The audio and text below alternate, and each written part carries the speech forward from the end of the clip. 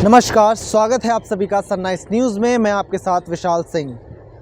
UP, Uttarakhand, Punjab, Goa के अलावा मणिपुर भी चुनावों की इस रेस में है।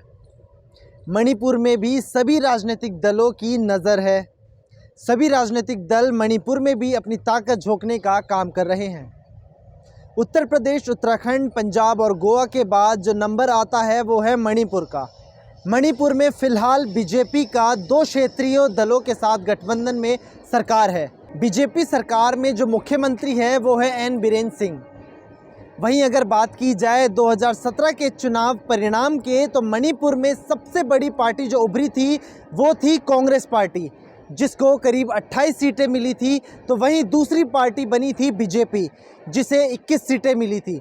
बहुमत किसी को नहीं मिला था, लेकिन 21 सीटों वाली बीजेपी ने 2 क्षेत्रीय दलों से गठबंधन करके वहां पर सरकार स्थापित कर ली थी।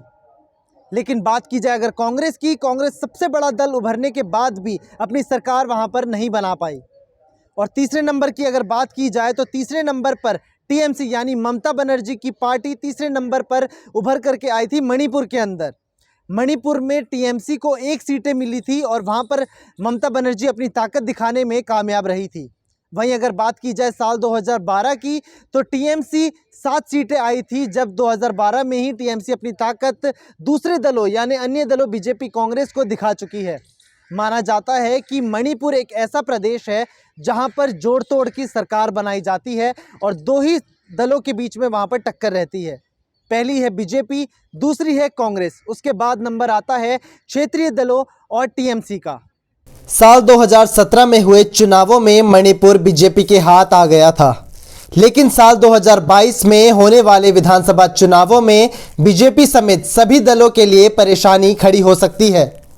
पिछले चुनावों में कांग्रेस मणिपुर में सबसे बड़ी पार्टी बनकर उभरी थी, लेकिन फिर भी बीजेपी ने सरकार बनाने की बाजी मार ली थी। बीजेपी ने 21 सीटें पाने के बाद भी क्षेत्रीय पार्टियों के साथ मिलकर सरकार बनाई थी।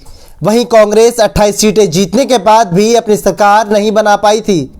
अगर बात की जाए तीसरे नंबर की पार्टी, तो वो ममता बनर्जी यानी तृणमूल कांग्रेस की थी। हालांकि हमेशा से मणिपुर का इतिहास रहा है, प्रदेश में जोड़तोड़ की राजनीति से ही सरकार बनाई जाती है। साथ ही मणिपुर में बीजेपी और कांग्रेस के बीच ही कांटे की टक्कर रहती है।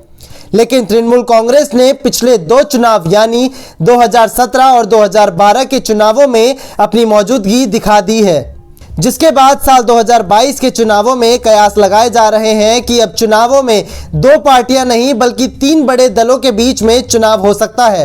माना जाता है कि सिर्फ बीजेपी को फायदा इसलिए पहुंचा था क्योंकि चुनावों से कुछ दिनों पहले ही एन बीरेन सिंह यानी मौजूदा मुख्यमंत्री कांग्रेस का दामन छोड़ बीजेपी में शामिल हो गए थे।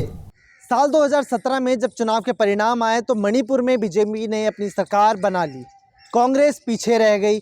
लेकिन इस बार आगामी विधानसभा चुनावों में बीजेपी का दावा है कि 60 सीटों वाले प्रदेश में बीजेपी करीब 40 के पार सीटें पा सकती है। वहीं कांग्रेस का दावा है कि एक बार फिर से वो मणिपुर में राज कर सकती है और सत्ता में अपनी दाखिल कर सकती है खुद को। लेकिन अगर बात की जाए आने वाले विधानसभा चुनावों की, तो इस विधानसभा के चुनावों में जो प्रदेश के मणिपुर के जो अहम मुद्दे रहने वाले हैं वो है महंगाई, बेरोजगारी के अलावा आर्म्ड फोर्स का। मणिपुर में सबसे अहम मुद्दा इस बार होने वाला है आर्म्ड फोर्स का। आर्म्ड फोर्स क्या है, इसका क्या कुछ मतलब है और क्यों ये मुद्दा वहाँ पर खास बना हुआ है, ये जानने के लिए आप बने रहिए वीडियो के अंत तक। भले ही मणिपुर में साल 2022 के विधानसभा चुनावों में कांग्रेस के पास कई मौके हैं, लेकिन बीजेपी भी पीछे नहीं रहने वाली। बीजेपी अपने मुख्यमंत्री एन बीरेन सिंह के चेहरे पर चुनाव लड़ेगी, तो कांग्रेस वहां अपने लिए मुद्दे तलाशने की पुरजोर कोशिश कर रही है। आपको बता दें कि मणिपुर में लोगों के कुछ मुद्दे काफ़ी अहम हैं, जिसमें सबसे ज़्यादा खास मुद्दा है आर्म्ड फोर्स का। बर्मा की सीमा से लगते हुए इस प्रदेश को काफ़ी संवेदनशील माना जाता है, इसलिए वहां आर्म्ड फोर्स यानी स्पेशल पावर्स एक्ट लागू है, जिसको वापस लेने की मांग अब वहां की एक प्रमुख चुनावी बात बन चुकी है। मुख्य विपक्षी दल कांग्रेस समेत बीजेपी सरकार में शामिल दोनों सहयोगी दलों ने इस कानून को वापसी की मांग को तेज कर दिया है। लिहाजा अभी तक बीजेपी ने अपना इस मुद्दे पर रुख साफ नहीं किया।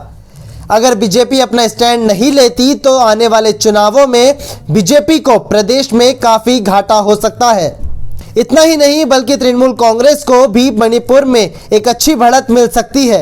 इसलिए मौजूदा हालातों के हिसाब से यह कहा जा सकता है कि मणिपुर में त्रिकोणीय चुनाव की स्थिति पैदा हो चुकी है। साल 2012, साल 2017 और अब साल 2022 में आगामी विधानसभा चुनावों में मणिपुर काफ़ी खास भूमिका निभा रहा है। जैसा कि मैंने आपको पहले ही बताया कि 2012 में और 17 में दोनों ही सालों में मणिपुर काफ़ी खास रहा सभी राजनीतिक दलों के लिए। लेकिन इस बार आगामी विधानसभा चुनावों में मणिपुर किसके हाथ में सत्ता की चाबी जाती है, ये देखने वाली बात होगी। फिलहाल हम लगातार मणिपुर की राजनीतिक उठापटक और सरकार के जो दावे हैं, जो वादे हैं, जितने भी राजनीतिक दल वहां पर जा करके जनता को लुभाने का काम कर रहे हैं, उन पर नज़र बनाए हुए हैं और वहां की सारी खबरें हम आप तक पहुंचाने का काम करेंगे। फिलहाल के लिए इतना ही। हम एक बार फिर से उपस्थित होंगे आपके सामने एक नए विषय के साथ। फिलहाल के लिए दीजिए इजाज़त।